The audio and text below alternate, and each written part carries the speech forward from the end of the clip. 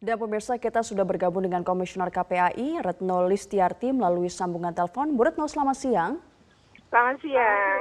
Ya, Bu Retno, tanggapan Anda terkait dengan dua siswa SMP yang diberhentikan karena mereka tidak mau hormat kepada bendera merah putih dan menyanyikan lagu Indonesia Raya. Seperti apa? Ya, pertama sih sebenarnya kalau ini KPAI menyayangkan ya keputusan ini. Karena yang pertama adalah anak ini sebenarnya masih ikut upacara loh. Jadi anak ini upacara hanya saja ketika bendera dinaikkan kan ada hormat bendera. Nah, hormat bendera itu harus mengangkat tangan kan begitu tuh dalam Permendikbud memang ada ketentuan. Kalau upacara hormat bendera seperti apa itu memang ada ketentuannya. Nah, dia ini hanya berdiri tegak tapi tidak mau mengangkat tangan tadi.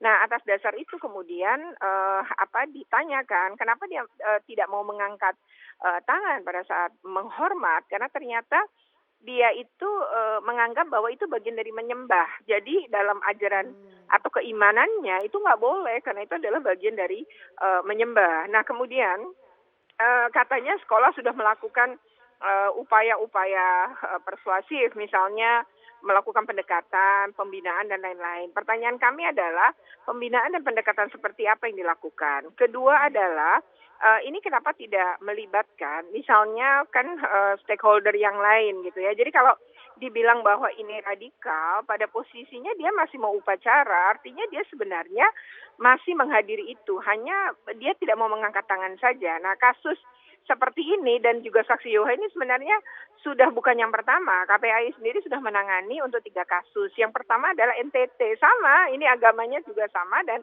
kasusnya juga dia tidak mau hormat bendera, itu yang NTT. Yang kedua adalah Kalimantan Utara. Nah, kalau Kalimantan Utara ini bahkan lebih parah. Jadi dia ini tidak mau upacara, tidak mau hormat bendera, tentu tidak mau menyanyikan Indonesia Raya, tapi juga tidak mau masuk untuk mata pelajaran pendidikan Pancasila dan kewarganegaraan.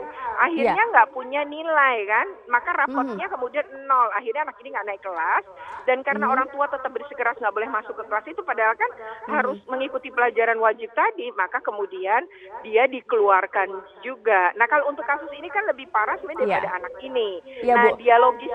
dialognya selama ini sebenarnya seperti apa? Karena anak ini kan Berarti itu yang harus mengikuti dipertanyakan. agama orang tua, namanya masih anak-anak. Ya, nah sejauh ini kan Permendikbud mengatur tentang anak-anak memang harus hormat di dalam acara atau upacara bendera. Ya, seperti apa sebenarnya yang harus, sebenarnya seperti apa yang langkah yang seharusnya dilakukan? Betul, kan sekarang gini, menurut hasil pertemuan Dinas Pendidikan dengan jajaran di sana, di Batam, katanya rekomendasinya adalah ke PKBM. Ya, PKBM itu kan pendidikan berbasis masyarakat ini sesungguhnya ini malah nggak ada upacara loh. Jadi kan artinya kalau kita menganggap ini adalah bentuk radikal, kan sebenarnya kita seperti membuang masalah, padahal ada masalah baru. Dan kelompok ini kan berarti ada agama yang sama dan jumlahnya akan banyak. Diajak ngobrol selama 2 tahun katanya, Bu. Agar dia ngobrolnya seperti apa gitu ya. Jadi ini kan gini ya, ini kan di dialogkan bisa, apa sih makna itu? Kayak misalnya saya yang muslim, kan Tuhan saya tidak ada di depan saya, tapi saya kemudian melakukan sholat dimanapun berada dan saya melakukan itu kan soal keyakinan. Nah, sama halnya sebenarnya ketika dia ini, nah ini kan bisa didialogkan ya. Nah, ini makanya kita juga mempertanyakan seperti apa sebenarnya yang yang dialog yang mereka lakukan dan sudahkah melibatkan basis keluarga. Siap. Baik, Bu Retno Listiarti, Komisioner KPAI, terima kasih atas penjelasannya di Metro Siang hari ini.